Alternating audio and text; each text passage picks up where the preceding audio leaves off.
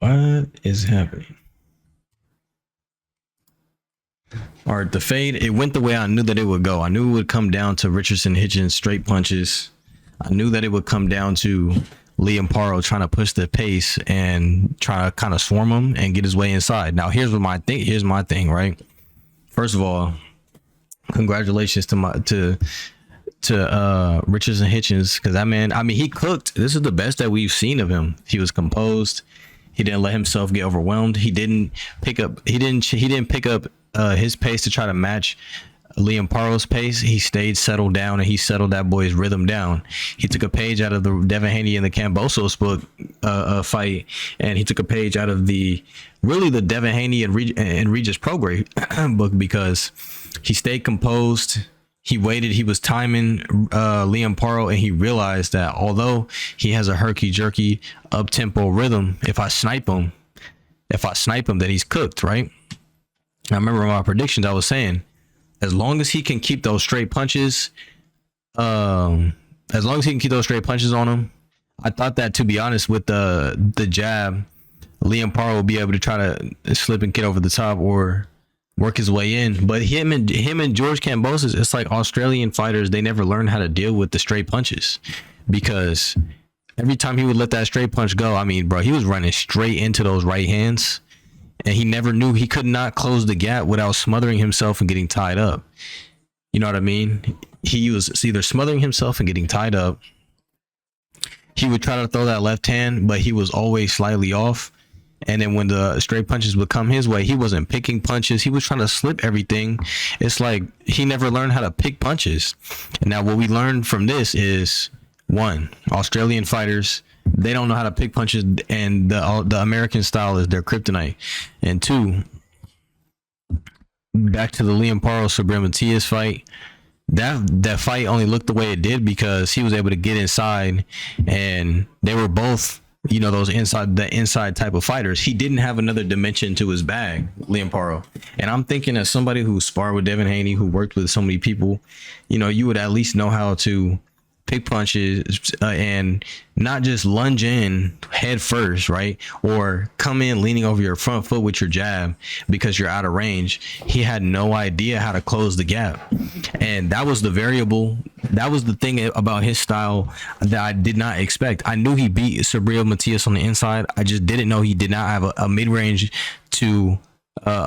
game slash, not even really an outside game, but how to get within his range to get his work done, because he was the boxer in that fight. You know what I mean? He was aggressive, but he was the boxer in the fights that I've seen him win.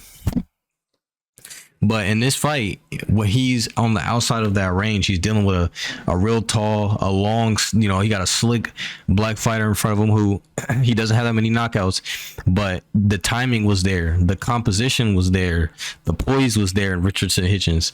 He was using his jab even, and he was able to land his jab because he was just maintaining his alignment. If you watch the fight, when Richardson Hitchens is keeping the work in front of him, he's not bouncing left and right to try to keep up with the rhythm and stuff, because that's the trap. You know what I mean? The trap is built into Liam Paro's rhythm. If you stick to your own rhythm, if you don't allow your posture to be broken, if you keep your posture and you keep your composure and you continue to maintain that alignment, not necessarily on the outside, but cutting him off from his best punches, cutting him off from his range, making him run into straight punches, you're going to give fighters like this a lot of trouble. What I will say, in the very beginning of the fight was when I started to see, okay, this fight, it might look how I thought it was going to look.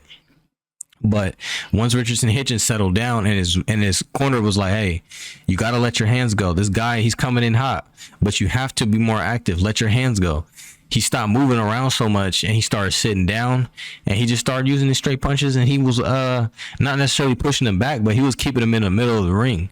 The one thing, the one or two moments I saw that were dangerous was when Liam Paro would spin Richardson Hitchens' weak side. He would turn, but it was in a way that I'm like, man, if Liam Paro has an overhand left in his bag, or, you know what I mean, any other punch other than just lunging in, throwing left hands, it will be an issue. You know what I mean? He got to just put his body up on him when he peels off to on that. If he loses the outside and Liam Paro tries to spin his left side, when he dip low to turn out, I'm like, bro, this is dangerous. He has to be careful. But other than that, I mean, he really didn't have much trouble with this dude at all. Like, he cooked literally just with the straight right hand and the jab. Kept it simple. As far as the feet go, he didn't get caught up in the trap of trying to move with the high tempo, herky jerky pace of Liam Paro. He also took a book out of the Bud Crawford versus Joe Horn fight. He was trying to turn him. You know what I mean? Liam Paro still had gas in the tank because in reality, he ate some good shots, but he didn't eat anything that he couldn't necessarily deal with.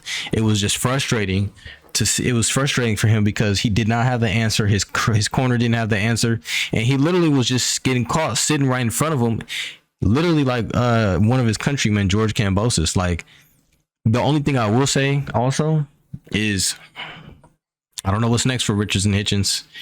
I don't know who he's going to fight next, but I hope to see him hold on to the belt long enough for a Devin Haney matchup, because I think I don't think it'll be close, but I think it'll be a really good fight, and I think that's the type of fight that's the type of unification fight I would love to see. Also, if he does fight a TO next, or if he does fight, I'm drawing a super blank right now. Didn't Ryo have the other 140 belt? Yeah. Okay. I knew. Okay. I was like, man. So, anyways, that would be a good fight also. Either a TO fight or a Ryo fight would be a really good unification fight. And to be honest, I think that he has the skills to beat both fighters.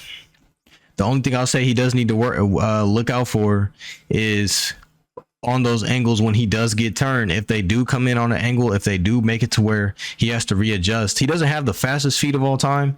I mean, in this fight, he didn't have to. He just used his alignment. He used his timing. He was able to cook.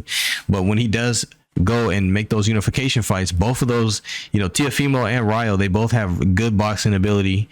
Teo, I think, will be easy work for Richardson Hitchens, to be honest, because yeah, Teo is explosive, and you know, he does have a lot of athleticism, but we haven't seen the new and improved Reynoso Teo yet. But I will say with Teo, bro, he has a lot of his IQ. His IQ is really the issue, right? That's why he'll struggle with somebody like Steve Claggett, or he'll struggle with the George Campbell, because, you know what I mean, he doesn't know how to deal just with certain scenarios he gets caught in that he just doesn't have the answers for. His athleticism can't always solve that.